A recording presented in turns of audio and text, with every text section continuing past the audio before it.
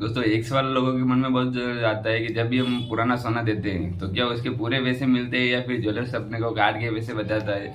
तो ऐसे सवाल आपके मन में आता होगा या फिर ऐसे सवाल कई जगह आपने देखा होगा कि जो ज्वेलर्स है वो बोलते हैं कि ये सोना है, इसकी ये रेट चल रही है, लेकिन आप ये सोना बेचोगे तो उसकी आपको थोड़े कम पैसे, मतलब कम रेट में आपको ये गोल्ड ले लिया जाएगा।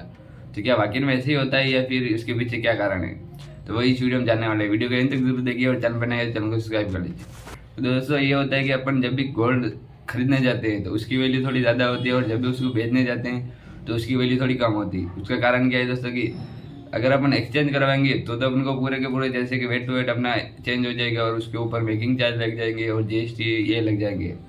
लेकिन अब ऐसे केस में जैसे कि हम लोग पुराना सोना बेचने जा रहे हैं उस केस में ये होगा कि दोस्तों की जो गोल्ड की जो लेवल होती है वो थोड़ी कम होती है, यानी 500 रुपये थोड़ी कम चलती है जब भी आप बेचने जाते हो, और जब खरीदने जाते हो उसके 500 रुपये थोड़ी ज़्यादा होगी। मान लो कि अभी 66,000 का भाव चल रहा है और जब आप उसको पुराना सोना देने जाओगे तो आपको उसमें कम जैसे कि 65,500 रुपये में आपसे लिया जाएगा।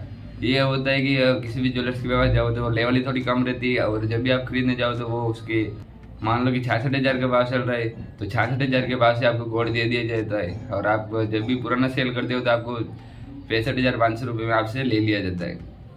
थोड़ा बहुत प्योरिटी के ऊपर भी डिपेंड करता है कि अपना पुराना सोना जब भी देते हैं तो उसकी क्या प्योरिटी है, उसके हिसाब से आपको पैसे मिलते हैं। मान लो कि 18 कैरेट है तो 18 कैरेट के गोल्ड के 18 कैरेट के हिसाब से पैसे मिलेंगे। अगर 22 कैरेट गोल्ड आपका है, पाया जाता है 22 कैरेट, तो 22 कैरेट के हिसाब से आपको गोल्ड के पैसे मिलेंगे। तो ये सवाल होता है कि अपन क्या कौन सी प्योरिटी के और कौन से हिसाब से पैसे मिलेंगे। तो उसका यही रीज़न है कि 22 कैरेट होगा तो 22 कैरेट के हिसाब से मिलेंगे, 18 कैरेट का होगा तो 18 कैरेट के हिसाब से मिलेंगे। और जब आप प्योर सोना देने जाते हो, मान लो कि 24 कैरेट है तो 24 कैरेट के हिसाब से आपको पूरे पैसे मिल जाएंगे। उस दिन की जो भी रेट चल रही होगी उस दिन के हिसाब से आपको पूरे पैसे मिल जाएंगे। तो इसमें ये चीज़ों को अपन को ध्यान रखना है कि अपन जब भी लेवल होती है वो थोड़ी कम चलती है मार्केट में और जो गोल्ड की रेट चल रही है वो थोड़ी ज़्यादा होती है। तो क्योंकि थोड़ा बहुत डिफरेंस रखेंगे क्योंकि ज्वेलर्स वाले हैं वो भी कुछ ना कुछ कमाएंगे।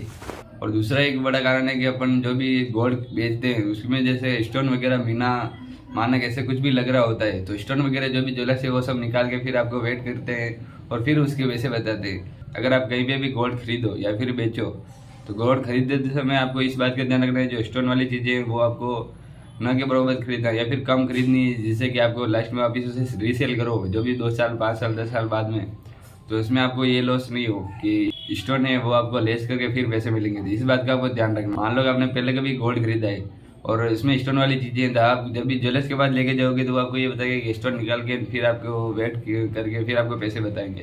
तो इस बात का आपका ध्यान रखिए कि जितनी हो सके उतनी स्टोन वाली चीज़ों को इग्नोर करने की कोशिश कीजिए और जो प्लेन गोल्ड है वो खरीदने की कोशिश कीजिए। तो ये थी जो कुछ छोटी सी जानकारी जो आपको पसंद आई हो तो वीडियो को लाइक जरूर कर देना। चैनल पर नए हो गोल्ड और सिल्वर से रिलेटेड और भी जानकारी आप चैनल को सब्सक्राइब भी कर सकते हो।